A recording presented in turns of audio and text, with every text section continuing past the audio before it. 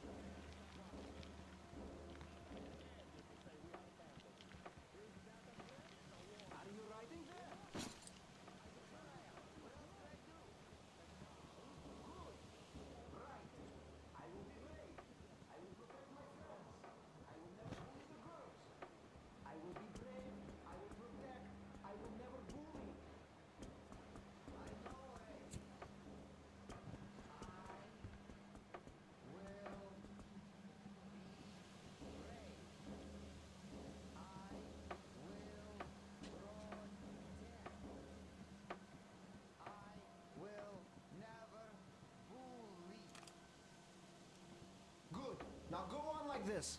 I won't let you off the hook until you write 10 pages.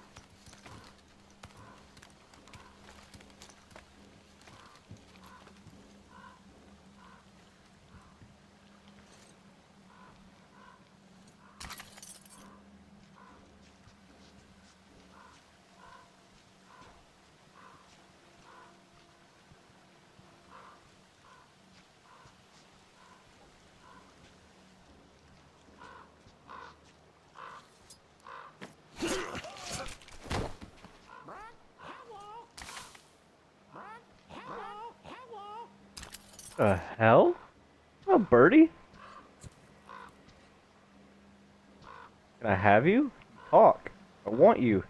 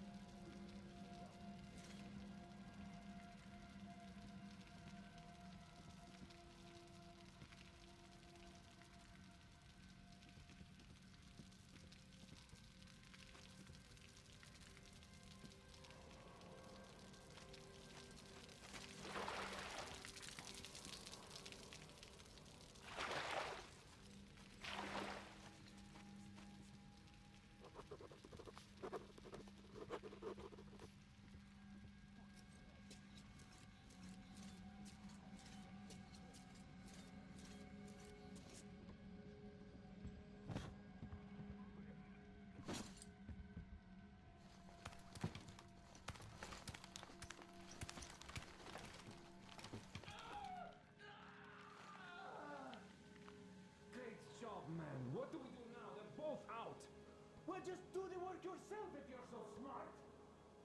I told you we should have just killed them. They aren't going to talk anyway. Just kill them? Every time hanging on one of their posts? They have a lot to answer for. Aren't you taking this a little too personal? You sure don't look like you've been on a post. I haven't, but my friends have. I'll continue these two fuckers after a break. How many fingers did he have left? What's that?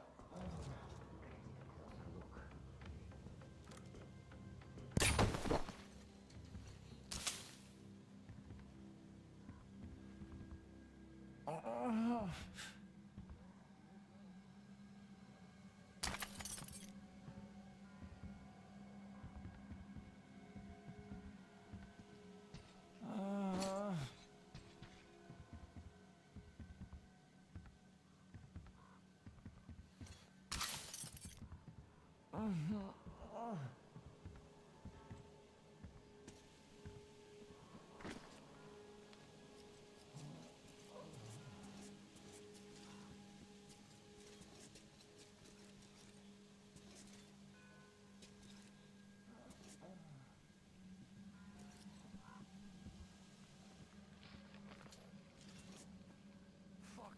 It's Crowbar! He's all dried up, but I'm sure. And there's Law. The other boys from the third barrack.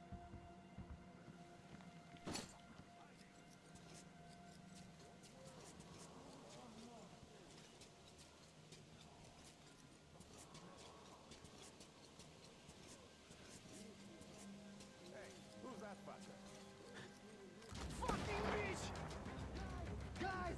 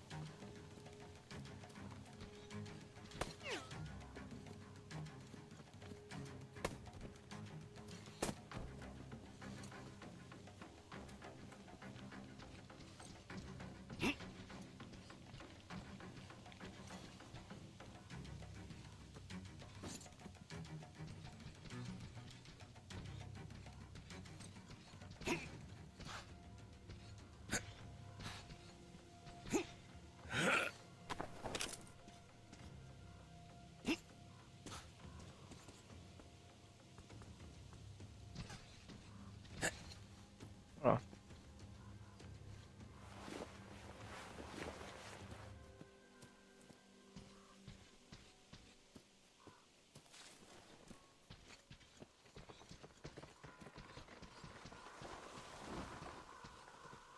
Please don't be a bear. I don't have time for a bear.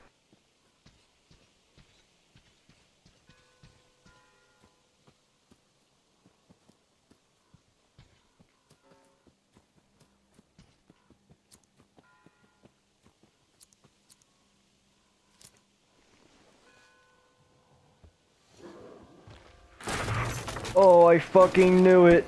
Oh.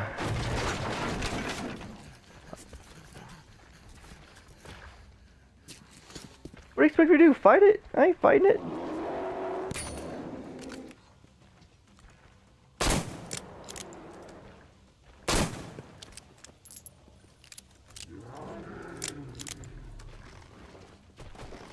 Holy shit! I'm sorry.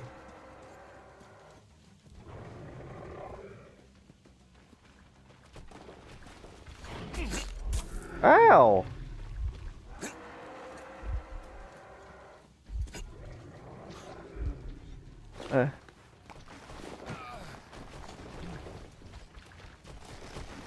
Help me! What am I supposed to do?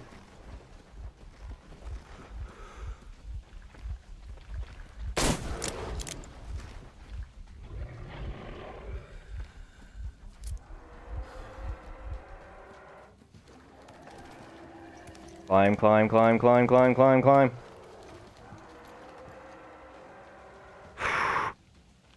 Fuck you, bear.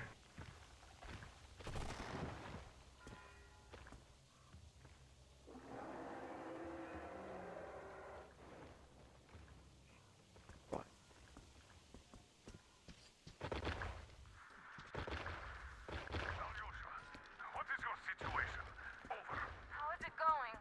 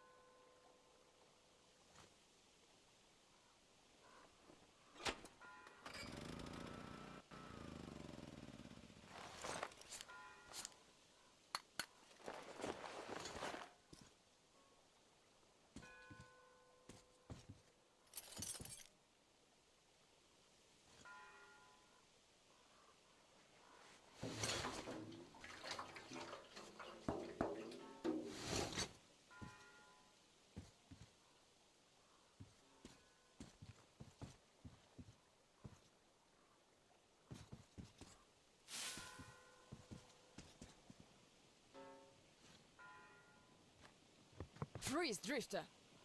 So, we meet again? Though I bet you don't remember who dragged you out of the water. My name is Olga, by the way. Big old bitties on you. Was it you fighting the Master of the Forest? Awesome. Our hunters had been staying away from him for years. Damn it. Sorry, teacher. The logs all rusted up. Your friend Alyosha is already at the dam. He said your colonel won't wait, so you don't have much time. Sorry, I can't take you there. At today's council session, the pirates moved to attack your train, but they had no right to even call one without me present. As usual, I need to go and sort this out. But I have a few minutes to give you some directions. You need a boat to get to the dam. And our pirates keep all the boats at their swamp camp. They are not the sharing kind, but that's no reason to attack.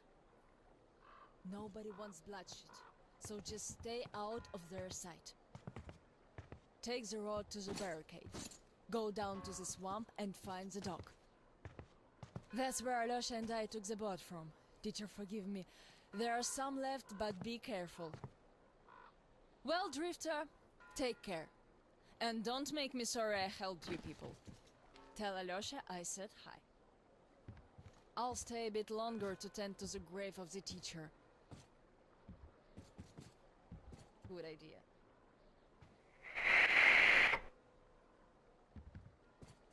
And I'm stuck in thought here. Once the master decided to haunt the vicinity, people all but stopped coming here, though they haven't forgotten. The teacher raised us all, taught us how to survive in the forest. If not for him, we'd all be long dead. So the girls used to come here every day, and the boys still make it from time to time. Even Roman does visit, though it was because of him that the teacher left back then. Most of us went on a trip down the river. There were just a few people left on duty in the camp. When we came back, we found it raided by bandits. It still pains me to remember the scene. Can't even describe it. Once we and the younger group were done crying, the teacher was digging the graves alone. The elder boys were nowhere to be seen.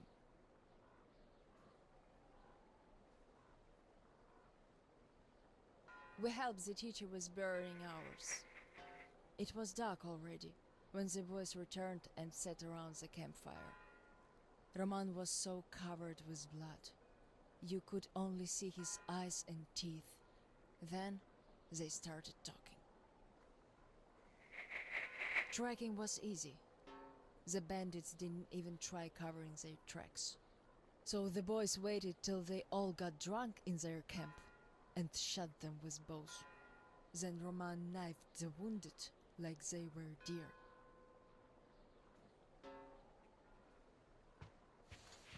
The teacher just sat there listening. I can still see his chin tremble. And he didn't say anything. Anything at all. They understood what he meant anyway.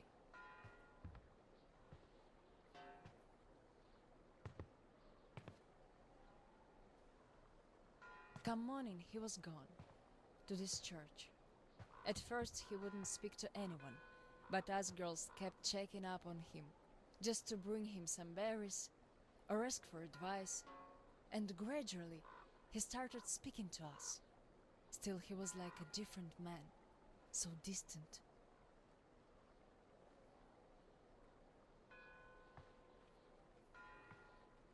He never talked to the older boys anymore, though he'd reply to their letters. And to the rest of us who'd keep visiting him, he would always say we had to become their conscience, keep them from becoming monsters.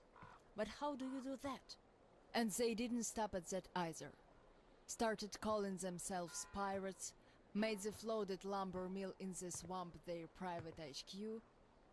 Then they started hanging bandits from the posts, calling them musts. One day they took about 10 bandits alive and used them to test all the boys. Made them kill the bastards. None of ours could do it. And they all got called cowards for that. And then got ostracized. That's how the pioneers came to be.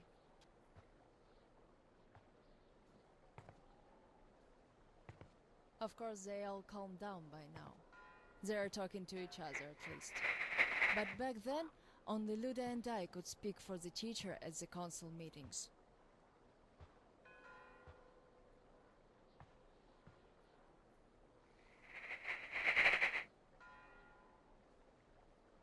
In the end, Luda and a few boys just couldn't take it anymore and left. I wonder if they found a better place to live. I still keep checking the radio hoping to hear from them.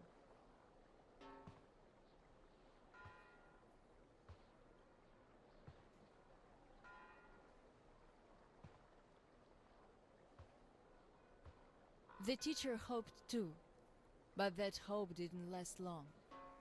They left in July, and in September he shot himself. That seemed to get through to Roman. He got calmer. Some of the elder guys went over to the pioneers. After all, the important thing is that we stay together. So now I have an important voice at the council. 'Cause I can kick ass if they don't listen. And not just because they're not supposed to hurt girls. A fair fight is a fair fight. Thing is, the only one I lost to in a fair fight was Roman. And even then, I gave him a blue eye he had to wear for a week. That earned his respect. The one I had the most trouble with was the Admiral. He was Roman's right-hand man. Wouldn't leave the lumber mill no matter what. Kept saying we must defend it if we don't want the mutants to eat the whole valley. But the radiation levels kept climbing there.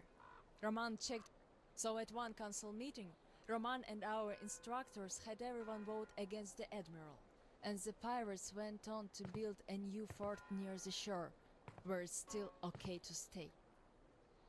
The Admiral would have none of that, so he and his most hardcore flunkies stayed at the mill. I never heard from them again. Radiation's not to be played with.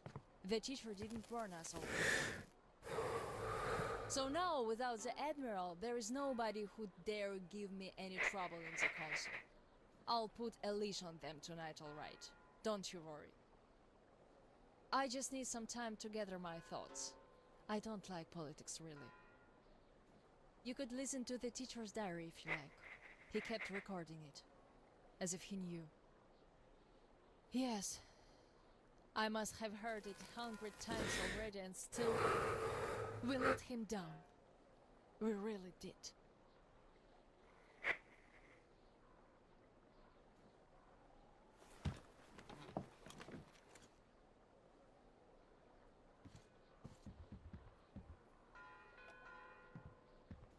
The radio's silent. My last hope for giving them a positive goal, leading them out of this forest dead end, was a complete fluke. Where did I go wrong? How could these great, talented, active, brave, honest, friendly children who would actively seek justice turn into monsters? Sure, I'm no Pestalozzi, but I did all I could. And even more, I gave them all my soul, my life. And what did that result in? A society of shut-ins who only respect strength and are no less cruel than the bandits they fight. Yes, some of them kept their purity, shrugged off the bad influence, and ended up leaving. I gave them all the fuel I had.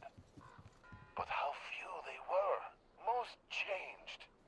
Could it be that in this world that routinely changes even the harmless animals into nightmarish freaks, mankind simply has no future? What is there to hope for? What's the point of even going through the motions anymore?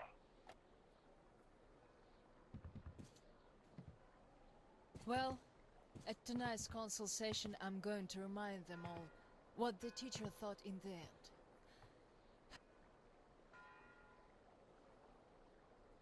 Did the teacher save us all so that we could just attack people? Defending ourselves is one thing, but attacking, they can't deny that, and we'll have to stand down. Those pirates. Oh, boys.